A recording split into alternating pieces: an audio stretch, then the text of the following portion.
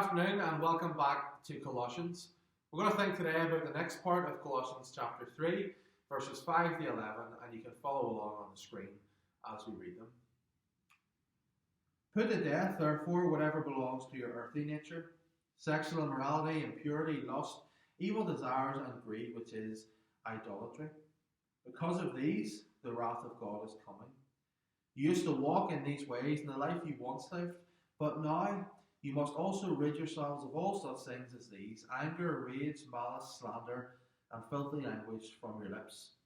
Do not lie to each other, since you have taken off your old self with its practices, and have put on the new self, which is being renewed in knowledge in the image of its Creator. Here there is no Gentile or Jew, circumcised or uncircumcised, barbarian, Scythian, slave or free, but Christ is all and is in all.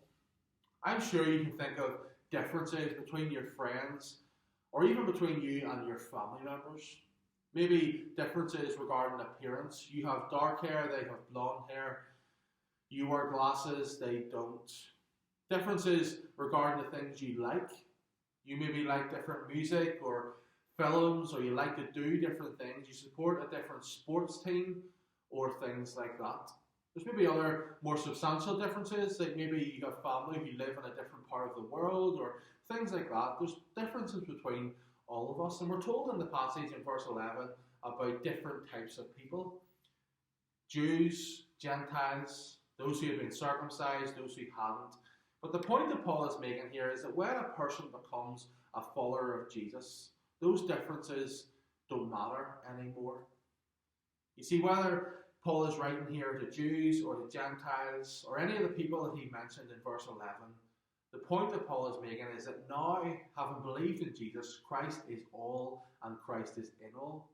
If you're a Christian, you have something that unites you to other Christians that is far stronger and far greater than anything else that makes you different from other believers.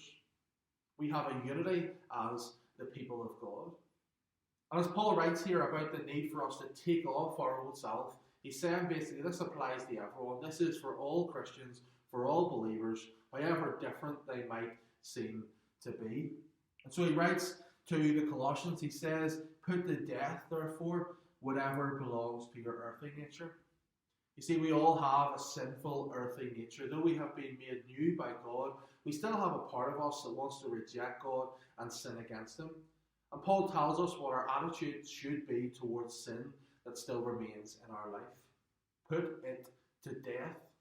Don't play with sin. Don't think it can have a wee bit but not too much. Put it to death.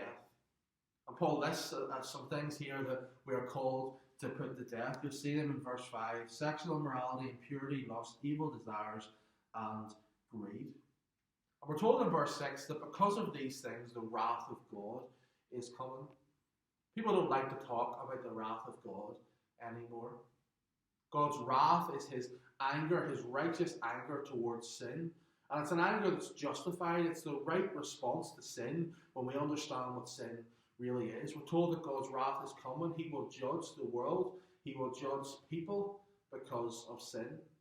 And for you and I who have faith in Jesus, we don't need to fear the wrath of God because Jesus has already taken that for us. But the rest of the world, people who haven't yet put their faith in Jesus, should worry about the wrath of God. It is something that should concern them because it's terrifying. We're told that the wrath of God is coming because of these things. We're told in the passage that these are things that people who now follow Jesus used to do. The Colossians used to walk in this way in the life they once lived. But now they're called to something different. And you and I are called to live differently because we have faith in Jesus. We're not called to live the same as we used to before we became Christians. We're called to live a different kind of life. We're called to put off and rid ourselves of the things we're told in verse 8. We're told not to lie. And the reason we're told not to lie is that we have taken off our old self with its practices and we have put on a new self.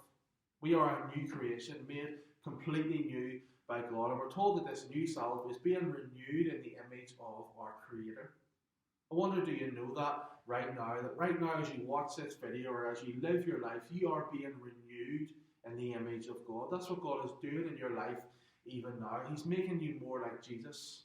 He's renewing you day by day, month by month, year by year, so that you become more like Jesus.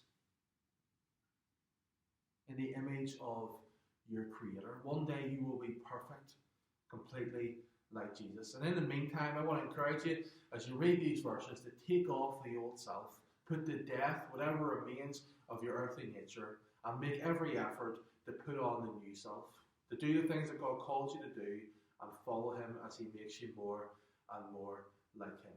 Thanks so much for watching and praying for you at this time, and I hope to see you soon.